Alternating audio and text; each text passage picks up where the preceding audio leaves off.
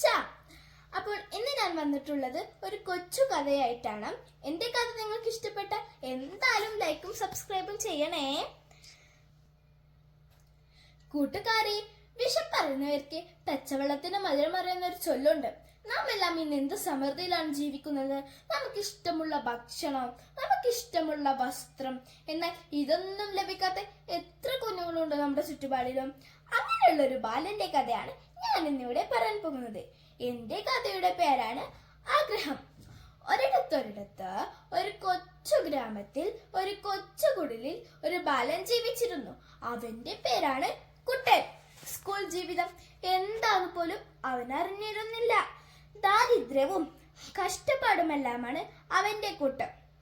ഒരു നേരത്തെ ഭക്ഷണം പോലും കിട്ടാത്ത അവന് പഠിക്കാൻ വലിയ ആഗ്രഹമായിരുന്നു. അവന്റെ വിഷമം കണ്ട് അവന്റെ അമ്മ അവനെ ഒരു സർക്കാർ സ്കൂളിൽ ചേർത്തി. അവിടെ ചെന്നതും എല്ലാ കുട്ടികളുടെ കയ്യിൽ പുതിയ ബാഗും പുതിയ ചെരുപ്പുമല്ല. അത് കണ്ട കുട്ടന്റെ അമ്മക്ക് അവന്റെ മുഖത്തേക്ക് നോക്കാനേ കഴിഞ്ഞില്ല. കുട്ടൻ അന്ന് അവിടെ വെച്ച് ബാബു എന്നൊരു കൂട്ടുകാരനെ കിട്ടി. ബാബു വലിയ പണക്കാരായിരുന്നു. കുട്ടൻ അമ്മനോട് ചോദിച്ചു, നിന്റെ വീട് ഓലമേന്റെതാണോ അതോ ഓടിട്ടതാണോ? ബാബു പറഞ്ഞു, എന്റെ വീട് മാളികപ്പുറമുള്ള വീടാണെന്ന്. അതിൽ കുട്ടൻ ചോദിച്ചു, മാളികപ്പുറമോ? അതെന്താ? ബാബു പറഞ്ഞു, നീ മാളികപ്പുറം ഒന്നും കേട്ടിട്ടില്ലേ? എന്നാൽ ഞാൻ നിന്നെ നാളെ എന്റെ വീട്ടിലേക്ക് കൊണ്ടുപോകാം. അങ്ങനെ പിറ്റേ ദിവസം കുട്ടനും ബാബുവും അവന്റെ വീട്ടിലേക്ക് പോയി. അവിടെ ചെന്നത് കുട്ടൻ ഞെട്ടിപ്പോയി. ഇതെന്താ, കൊട്ടാരമോ? ബാബു വാതിൽ തുറന്നതും ഭൗ ഭൗ. കുട്ടൻ നോക്കിയപ്പോൾ അതുപോലുള്ള മറ്റൊരു വീട്. അതിനുള്ളിൽ വലിയൊരു പട്ടിക്കുട്ടി. പട്ടിക്കുട്ടിന്റെ മുന്നിൽ എന്താണെന്നോ, വലിയൊരു പാത്രം, അതിൽ നിറയെ ഭക്ഷണങ്ങൾ. കുട്ടൻ അത് കണ്ട വായിൽ വെള്ളമൂറി.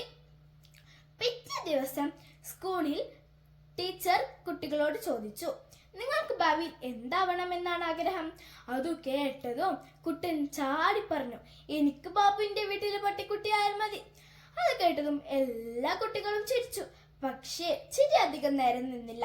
കുട്ടന്റെ അവസ്ഥ മനസ്സിലാക്കിയ ടീച്ചറും കുട്ടികളും അവനെ സഹായിക്കാൻ തീരുമാനിച്ചു.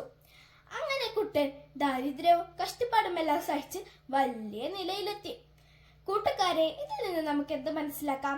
ആഗ്രഹങ്ങൾ ഉണ്ടെങ്കിലേ വലിയ വലിയ നിലയിലെത്താൻ പറ്റൂ.